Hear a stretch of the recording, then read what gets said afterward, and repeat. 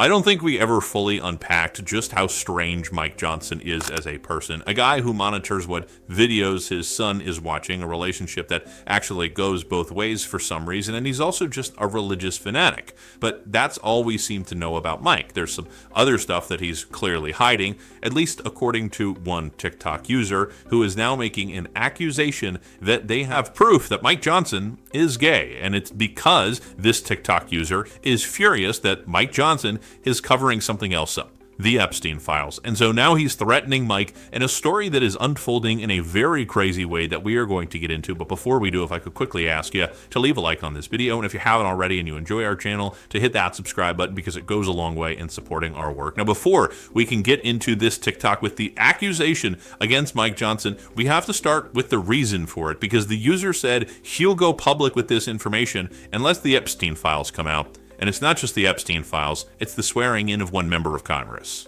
The brewing fight over Adelita Grijalva's congressional swearing in the Epstein files.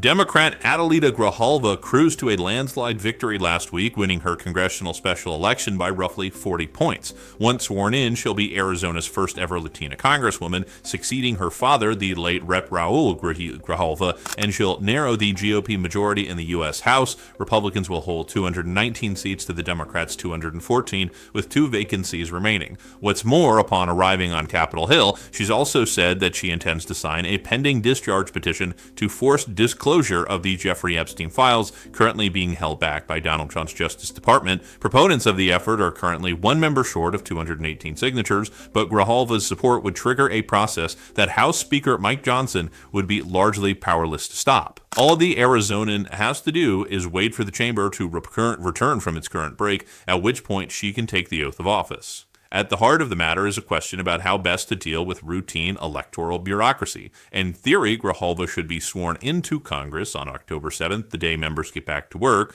This would be consistent with standard practice. But there are growing concerns that Republican leaders in the chamber will try to delay Grijalva's swearing in until officials in Arizona certify the special election results, which, again, were not close, but will take weeks. The House Speaker's office hasn't elaborated on its plan, saying only that the chamber would wait for the appropriate paperwork, but as a practical matter, Congress has already received the appropriate paperwork. Arizona's Secretary of State's office notified the House clerk last week that Grijalva is the unofficial election winner based on the lopsided result. Okay, so what does this have to do with the accusation that Mike Johnson is gay? Well, like I said, the TikTok user who said that they had information confirming this to be the case in the form of a certain dating platform in which Mike Johnson allegedly has a profile, this user said unless Adelita Grijalva is sworn in, he's going to release this information. But it's not just because of Epstein. It is also because of a pending government shutdown that, of course, Mike Johnson is lying about.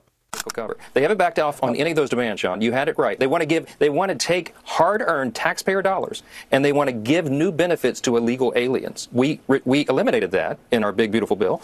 They want to bring it back. They want to prop up NPR and PBS. They want $500 million. That's their demand in their counteroffer, to prop up the Corporation for Public Broadcasting again. We're not doing that. Left-leaning media outlets don't need to be funded by taxpayers. They want to spend $1.5 trillion on a simple 7-week stopgap funding measure so our appropriators can get back to the job of just funding the government. And it's really a crazy thing to watch. So Johnson is preventing Adelita Grijalva from being sworn in to make it easier for Republicans to get what they want done on this government shutdown and to prevent the release of the Epstein files. And one TikTok user is pissed about that, and he's threatening Johnson with the, I guess, exposing of his real private life. It's just crazy. Take a look. Hey, here's a message for Speaker of the House, Mike Johnson. Pay attention, bud. This is for Mike Johnson. If you're not Mike Johnson, you can keep scrolling or you can stay here and listen to what I have to say. Hey, Mike, you have until Wednesday to swear her in. Wednesday. Or I will release your Grindr profile and your IP address. I bring receipts, bitch. You're not going to sit there and actively work against LGBTQ rights and democracy. It is treason. Yeah, I'm calling you out for treason. You have until Wednesday to swear her in and let democracy take its course. or I will release your Grindr profile and your IP address. Connects both to you, Mike. The choice is yours. Do the right thing. Because I'm petty. And I'm not above this bullshit. Now, I don't want to confirm or deny anything, because how would I know? But MAGA Mike, I don't know. Interesting guy, kind of like out there, a little different. You know, if you told me Lindsey Graham, I'd be like, yeah, okay, come on. If you told me Tim Scott, I'd be like, yes. What are we even saying here? Check the box. We already know what's going on.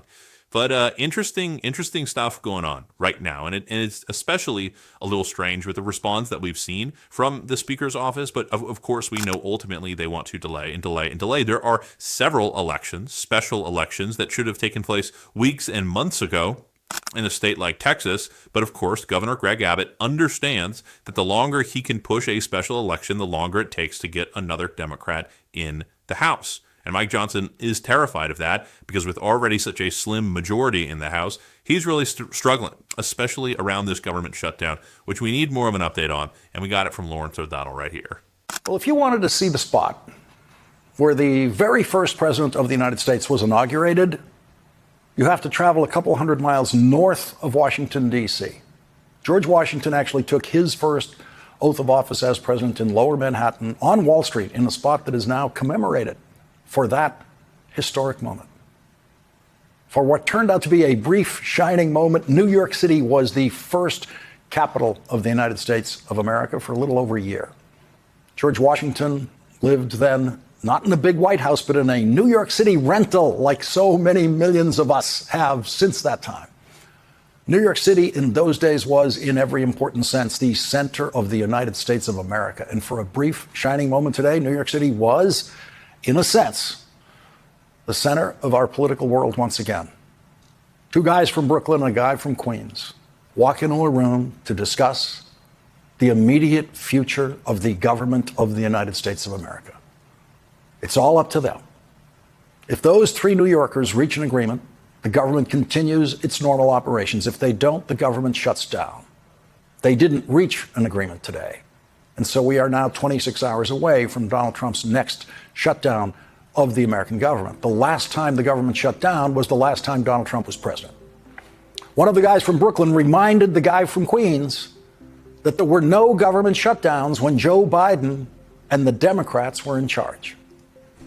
When I was leader, we negotiated 4 times with Republicans, and we never had a shutdown. And so it's up to the Republicans whether they want to shut down or not. The two guys from Brooklyn tried to explain to the guy from Queens that he was hurting people who cannot afford dramatic increases in their health insurance costs.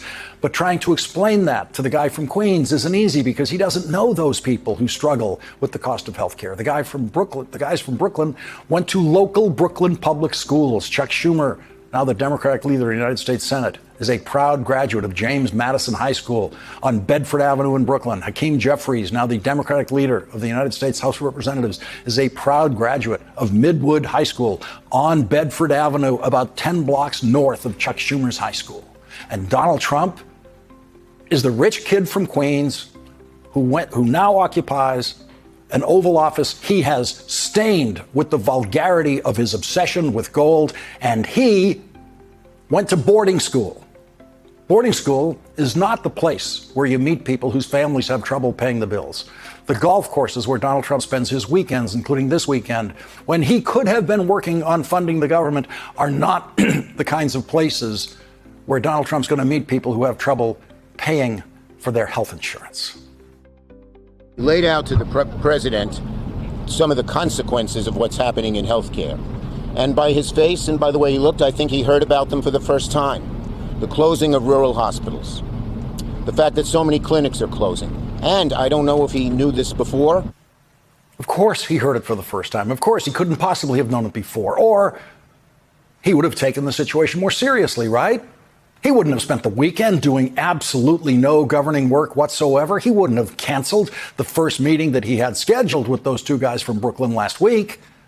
Would Donald Trump have spent Saturday slumped in a golf cart, exhausted, while playing golf with his granddaughter?